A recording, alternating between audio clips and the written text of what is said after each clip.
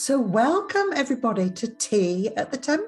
Oh, we are so excited to bring this divine offering to you all. So this is where we have created a sacred space to come into soulful connection and some beautiful discussions with some dear souls that walk the spiritual path, sharing their soul work and their beautiful offerings. This month we have our dear friend Sam Merrett, the Earthbound goddess. She is absolutely incredible. She is an incredible intuitive reader. She is an angelic Reiki master. She makes the most incredible soulful offerings, beautiful bath salts and aura spritzes. And we really enjoyed coming into soulful conversation with her this month. It was wonderful. So go make your cup of tea and get nice and comfy, and we'll see you in the temple. So welcome everybody to our second Tea at the Temple. And we are so lucky today that we have got the beautiful Sam Merrett with us, the Earthbound goddess, wonderful soul who is an intuitive reader and healer and creates the most incredible, beautiful, heartfelt offerings, beautiful bath blends, which really call to my soul, I have to say, and all sorts of other things that we will let her share with you later. So welcome, Sam. It is so wonderful to have you on Tea at the Temple. Thank you so much. Oh, that's really nice what you just said. It's lovely. Thank you for having me. I'm really happy to be here.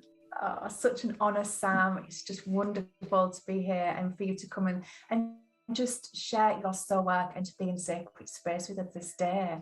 So one of the things that we always love to start with our guests at Tea at the Temple is what brought you to this path, the path of spirituality and of working with the divine? You know, what is your background, Sam, and what guided you here? Oh, that's a big question, isn't it? So I think what guided me here, I think a lot of people would say the same. You sort of grow up kind of half aware of things as a teenager, liking crystals and feeling a bit different. And then I kind of pushed it all down completely and got on with life and had children. And then I think I got to age 39, getting near the big 40, and decided I needed to do Reiki. It just came to me out of nowhere. And it started there, really. It was Reiki and then angelic Reiki, and it just opened and blossomed. And that was nearly 10 years ago. So. Yeah, it's funny though, we were saying this, weren't we, not long ago, how it tends to be Reiki that sort of is that catalyst. Yes. There's many people that we know in our circle and who we've connected to over the years, that has been their starting point. It's such a beautiful way to take those first steps, isn't it? It is. I remember that it was similar for me when I reawakened. It was Reiki that called, and I went off to the beautiful lady that attuned you. Yeah. And it was just, the whole room was blue. Archangel Michael came forward, and it just felt like I was just exactly in the right place. And from there, like you say, it all unfolds, doesn't it? Because you channel, then strengthens, and you start to then feel into what is true for you, what you want to share, what you want to bring, what you want to be. And it's such a beautiful gateway into the realms of spirituality, that's for sure. It was more, I started with a Reiki which was very much Eastern based, so I had to move away from that because they taught a method that didn't involve protection or anything at all to kind of take care of yourself. So I ended up getting quite ill to start with, and I moved away from it because I was picking up so much energy from people and they hadn't taught me how to leave it alone. So I kind of left it alone for a while, and then angelic Reiki popped up, and I attuned all the way through with that, and I absolutely loved it, and that opened me up incredibly quickly, I would say. So that was where it really started for me, with the angels. That's beautiful. That was where we started, wasn't it? Absolutely. Raphael and Archangel Michael. Oh my goodness. That combination of green and blue is just it's just what you need. And with angelic Reiki, like you say, you get that beautiful protection. You learn really quickly how to keep on top of your energetic hygiene, how to keep your energy flowing. And I think it's just a path that I absolutely love. Yeah. It'll speak to many people. Yeah, definitely. It's a beautiful, beautiful modality. So Sam, with your journey of Reiki and coming onto this beautiful path, where has that led you to this current point now? Like, what is your relationship to the divine now? Is Reiki something that you still practice? Is it infused in your products? Or was that just sort of the gateway to where you are now? It was definitely a gateway for me. I felt guided to sort of set it aside probably a few years ago, actually. And I still call myself a healer, but in a very different way than sitting and actually doing healing with people. So I sort of moved more onto card readings and energy readings. It's kind of, you know, what's the word? It's kind of unfolded, that's the word, into energy reading now, but it moved through tarot, through oracle, and through to I still use cards, but I don't really need to now, you know. It's more of a prompt than anything else. And along the way I picked up using herbs and flowers and crystals and nature in general to make products. I started with candles and then started making sprays, which I love making energy sprays. That's my big thing. So now, you know, if people ask me what I do, I would say I don't really know. But I spend every day doing the same thing. And it's, for me, it's about healing. Yeah. You know, I heal in whatever way I feel guided to do that day. I spend a lot of time on social media, spreading my whatever message it is of the day. I do readings and I create. I love that way of intuitive working. And that's how we like to work, don't we, as well? There's just something so beautiful about just letting the heart lead and letting that guide you. Absolutely, yeah. I've tried doing it other ways, but I can't now. You know, if I try and take control of anything, particularly, you know, you have to be guided, I think, once you reach a certain point, because you're being guided for the good of yourself and for everybody else. So, you know, it's completely intuitive, and it doesn't necessarily fit with everyday life sometimes, but you know, yeah, it's from the heart and from the intuition every day now. One of your favorite things to create is obviously the beautiful crystal spritz that you do. So what would you say is your most popular one, Sam, and how would you use them? How would you bring them into your personal practice, your sacred practice? Well, I can say definitely immediately my most popular one is unfortunately the cleansing and protecting spray. That really does fly off the shelves, because, you know, it's something that we need to do, isn't it, within our work? And yeah, it's the one that people connect with. I think it's the one, you know, I have an Etsy shop, and it's the one that people will look for. You know, it's a smudge spray basically. So that's the one that I use every day around the house. That's the one that everybody buys. There are others that are quite popular. The Goddess spray is another popular one. Divine Feminine, I think I call it at the moment, switch. But yeah, it's the cleansing spray definitely, and I use that every day around my own house. So wonderful. Would you use them, so the sprays that you've got, obviously like your cleansing spray is something that you would use daily, Sam, but you would, ones, are they daily sprays? Are they more like, or would you have them as like more of a perfume or an auric spray? And would they be daily as well? Or is it just, again, an intuitive when you feel called to use them? Yeah, it's very intuitive. I've got a whole selection of all the ones that I make, and I've got about 4 sat next to me now. So it's whatever I've been called to, which today is the throat. So, wow. And I've got the Goddess spray there to just bring the right energy into the place. and the crown and third eye, which is ones I usually use before I pick up my cards and do my thing. That's really, really beautiful. Yeah, I love that. And it is very much it's a collective lesson at the moment. It's so interesting that you're reflecting that out into the ether. It's the throat today. I'm drawing the goddess in. I'm using the third eye spray so that I can open up and share my voice. And it just feels like the most beautiful advice for those who are emerging on the path. Have you got any more tips for those who are newly awakened? You know, what would you say to them about spiritual connection and daily practice? The very first thing I would just, you know, is here. It's got to be here. Everything starts here. And that's the biggest lesson, isn't it? To be able to connect with that. The heart, by the way, I'm just pointing. It's and until you've mastered that, I don't think you can really get anywhere with it particularly. So it's about being able to recognize that space, feel it, and connect with it. And I think that takes some practice.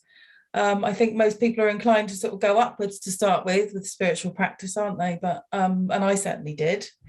But now, if I was to say anything to anyone, it would be to start here and work your way up.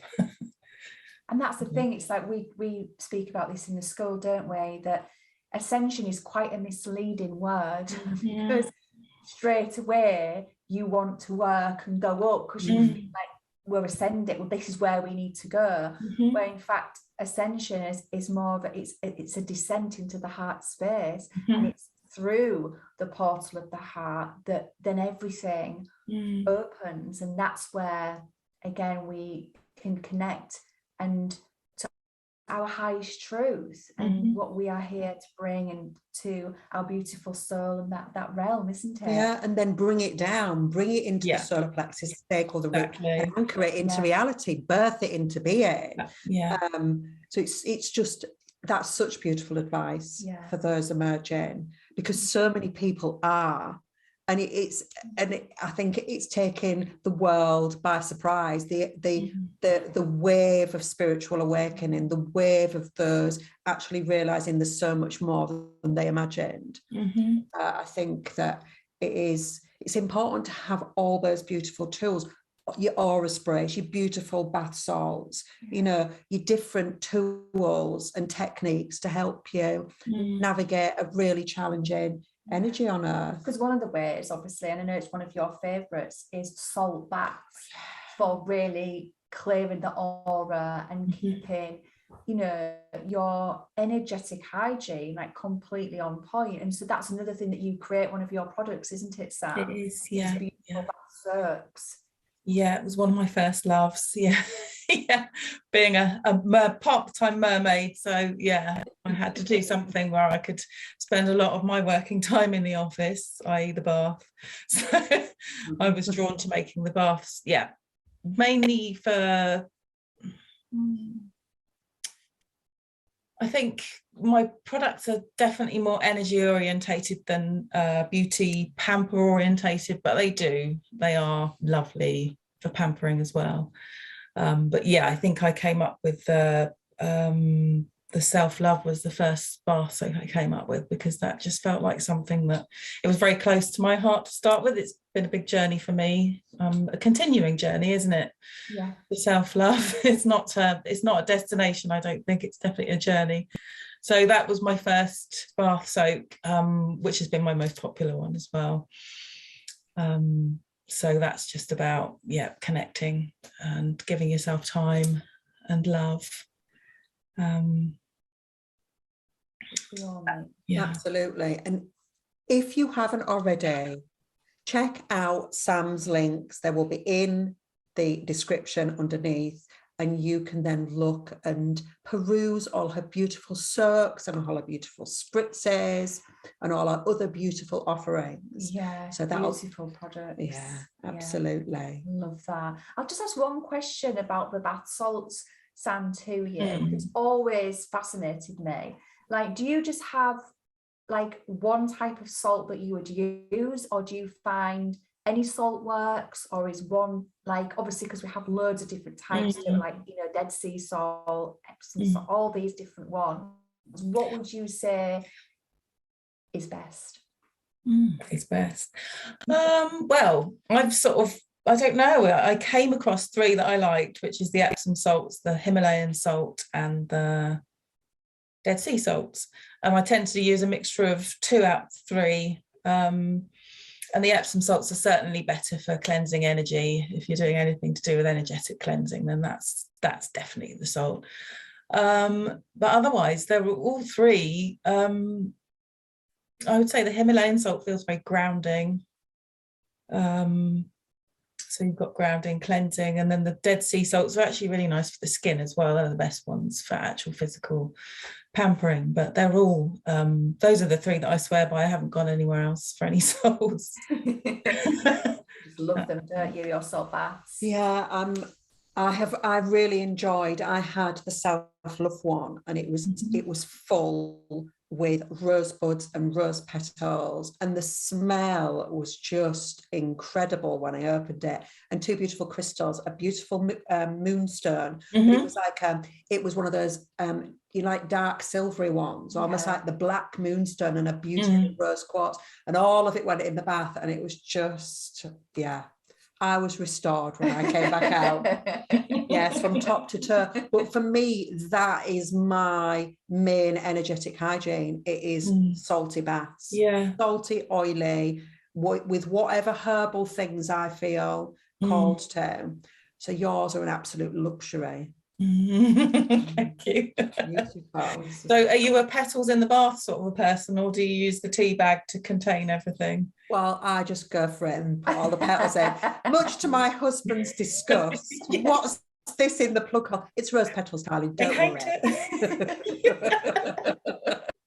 Yeah, I've had to clean up my practice a bit because I'd emerged from the bath covered in rose petals and daisies and God knows what, you know, looking like I'd come from a sort of flowery swamp, scattering them around the place. And my partner's just, really? Do you have to do that? Is it necessary?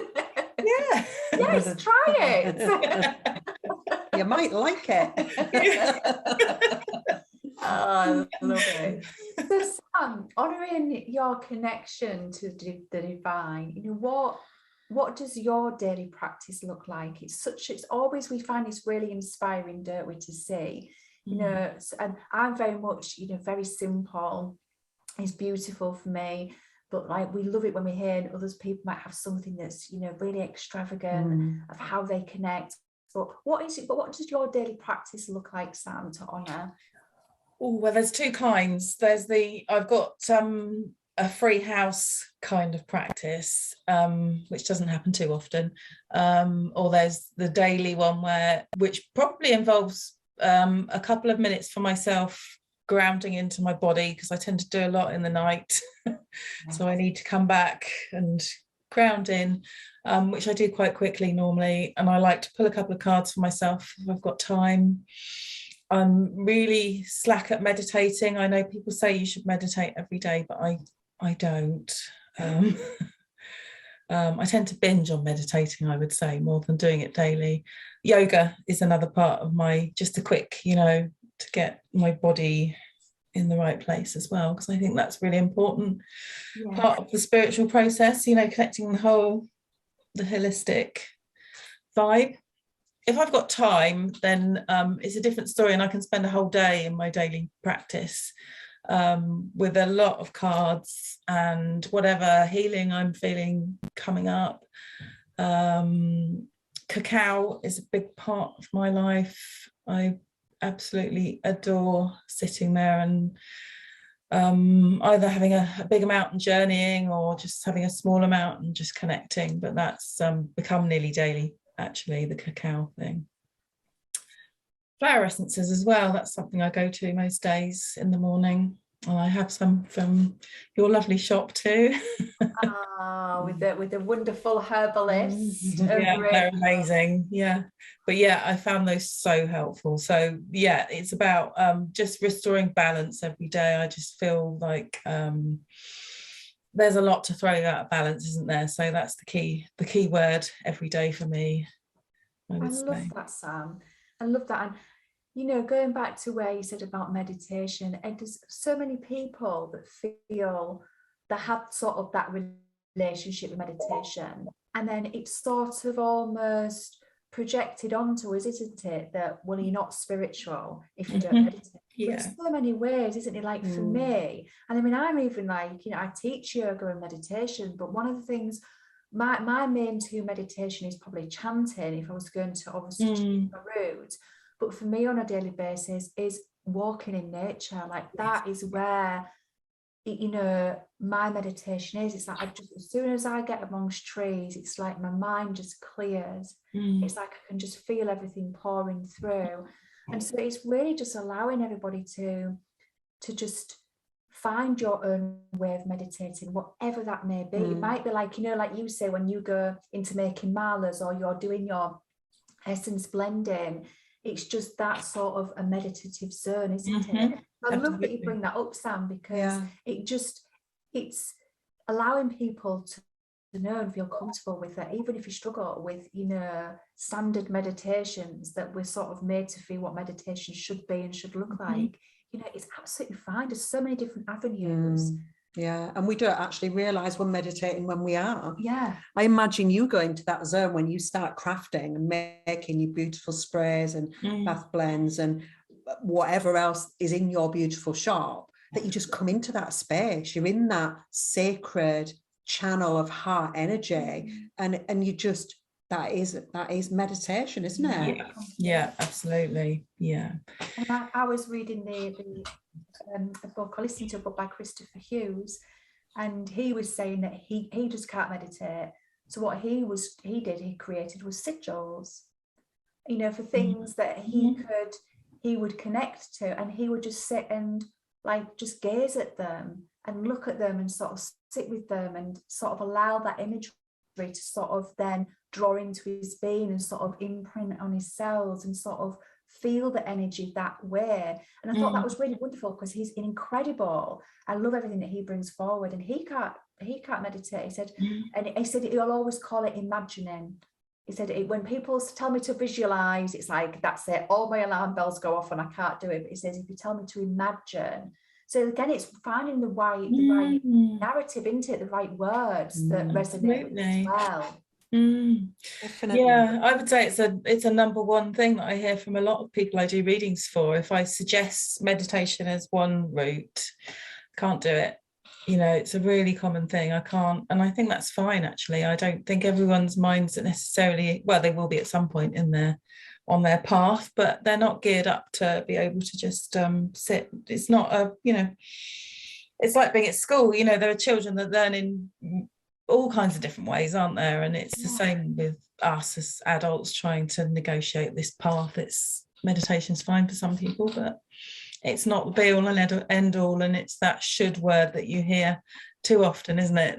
Yeah, exactly. And it's just, like you say, it's just finding your own path, finding your own path, finding your own way, and being really comfortable with that. Trusting and surrendering to your flow. Yes, exactly.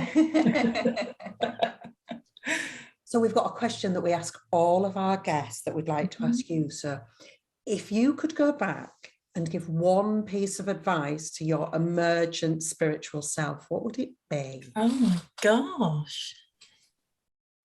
Wow, that could take some time to think about.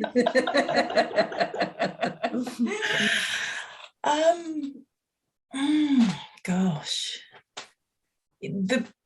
The energy that's coming up for me immediately is the one about self-love. That's been a really you know, it's still something that I'm working with. I don't think you ever stop, but that's something that if I could focus on straight away, that would be a good first step for me, I think. So yeah, I would advise myself to kind of move into that energy a bit sooner, make my life a bit easier for myself. Definitely. It does. Yeah, I do, because it comes back to the self. And I think we are very programmed to think, to put ourselves first, that is selfish. Absolutely. Actually, it's selfless. Because if you don't put yourself first, you're never authentically you, are you? You're always imprints of others, you know, the wishes and the dreams of others. And I think that's beautiful advice. Yeah. Just be really gentle with yourself and love yourself, hold yourself dearly.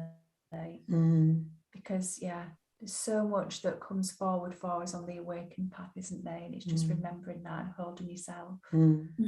Oh, Sam, it's been so wonderful to connect with you today. Thank you so much for sharing your journey, your connection, relationship with the divine, and just bringing forward so many nuggets of wisdom for all that will listen and watch this video. And thank you to all who have watched and listened. Please check out the details below for all of Sam's offerings. There'll be all of her social media handles and website down there. It has been such an honor, hasn't it, Rach? Absolutely. Thank you so much for listening, and thank you so much, Sam.